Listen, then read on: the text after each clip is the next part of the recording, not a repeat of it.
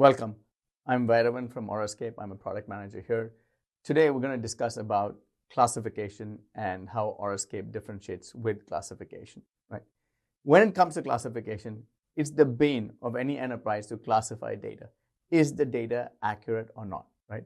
With most classification, we already know either we lean towards too many false positives or we tune it in a way that there are too many false negatives. So how can we actually classify data, especially in context of AI in chatbots, and how can we get accurate classification? So I'm going to show you a couple of examples and a couple of problems that exist in current traditional classification methods and how Aurascape can help with it. Now let's take these two sentences. I got a new Apple iPhone as well as I ate an apple, right? And if I write a regex with the word apple in it, right, it will match both these sentences, right? But essentially, let's say I just want to look for an Apple iPhone. I want to look for the technical, vendor Apple and not the fruit apple. There is no way to define that in current terms, right? I'm going to take another example. Let's say something which is very, very common in most enterprises. You want to identify PII data, okay? You want to identify a driver's license. In this example, right, we have two examples here where ID equal to J12345. So I can see ID equal to J12345. You can clearly see the first one is formatted like a JSON. Maybe it's a piece of code. It's related to a vendor Citibank and has an ID in it. In the second sentence, I clearly say John lives in Idaho and his driver's license is ID J12345. So in this instance, you would like to match on the ID over here as a driver's license number, but you would not want to match on this as a driver's license number. Similarly, in our first example, you would want to match on this Apple because that's related to the iPhone, but you would not want to match on this particular Apple, right? So fundamentally, regular expressions, your traditional techniques like, exact data matching, index document matching cannot help in these instances. So how do we solve this problem? We solve this problem using the power of large language models, right? In this particular case, Aurascape uses something called as BERT behind the scenes. BERT is an LLM and it provides context. In fact, what it does is that it has a full understanding of the entire English language.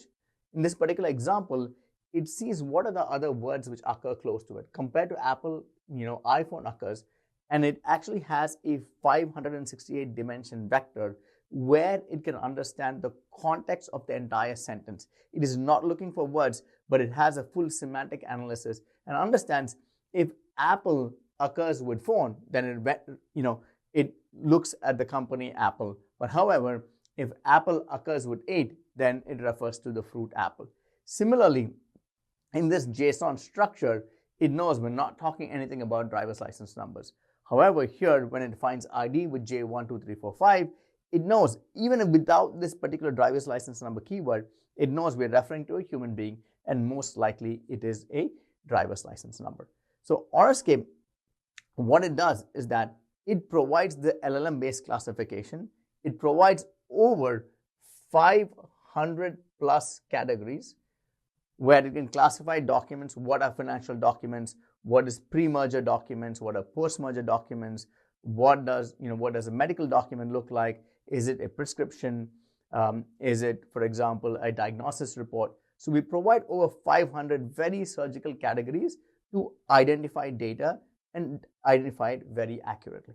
However, we do not stop only at identification using LLMs for large blurbs of text. Even for a single ID, let's take this example, single ID, an Idaho driver's license number, we are not limited to just using regex formatting to understand whether it's an ID or not. We use semantic intelligence. We use something called as named entity recognition. And for all the 200 plus identifiers that we have, along with these 500 document categories, we use named entity recognition to actually go and detect all your traditional identifiers that, you look for a credit card number, social security number, a UK tax ID, driver's license number. In all these instances, apart from traditional regex, we use named entity recognition to go and identify this. And how does this help? It first dramatically reduces your false positives by over 90%. And this is data from the several customers that have used Aurascape, and from their live transactions, we clearly see they do not have a false positive problem. Now, we've looked at basic classification, but I want to shift to the right side and see how does classification occur in respect to AI. Now, most traditional vendors focus on file-based classification, right? They get a magic byte, they identify the file, and then they can classify a large blurb of text inside a file. However, chat-based communication, right? If you go to ChatGPT, you put a query, you get a response. You put a query, you put a response, right? This is very, very different from a file. Often, queries are much shorter. They might be 200 bytes, they might be 100 bytes. These are very, very short queries. Responses can be longer. Aurascape has purpose-built classification where first it can look at short queries. Second, it can also look at the responses. Typically, responses are much larger. It is very important to know, typically your traditional SSE solutions who provide any sort of AI capabilities focus only on the queries and have no visibility on the response.